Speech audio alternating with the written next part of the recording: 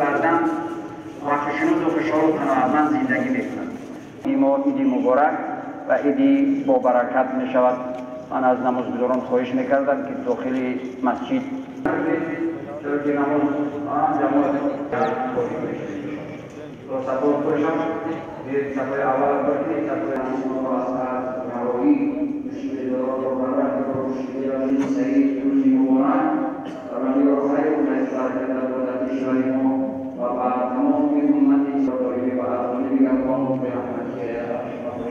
سمع الله لمن حمده الله أكبر الرحمة والإيمان من أبواب الجنان لا يدخله إلا بالحمد ونشهد أن خصوصا منهم على الأئمة الأربعة الحسين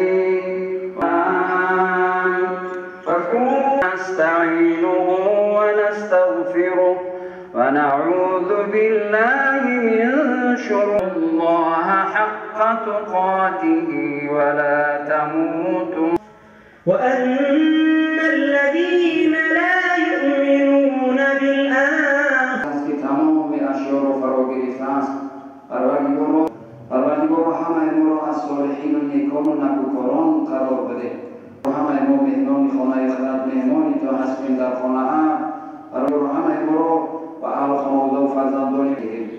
پروردگار همه ما و فرزندان همگی را کامیابی های دائمی این دنیا و سعادت ابدی آخرت. آمین آمین برحمتک یا ارحم الراحمین. بار دیگر عیدتون مبارک باشد. شما دلتان و در باش قبول کنید.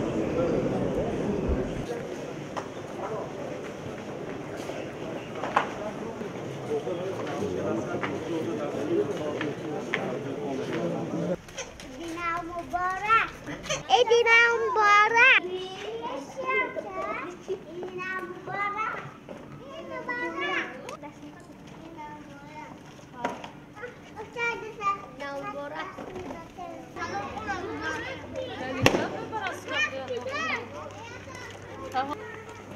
ساعت بر وقت میکشم.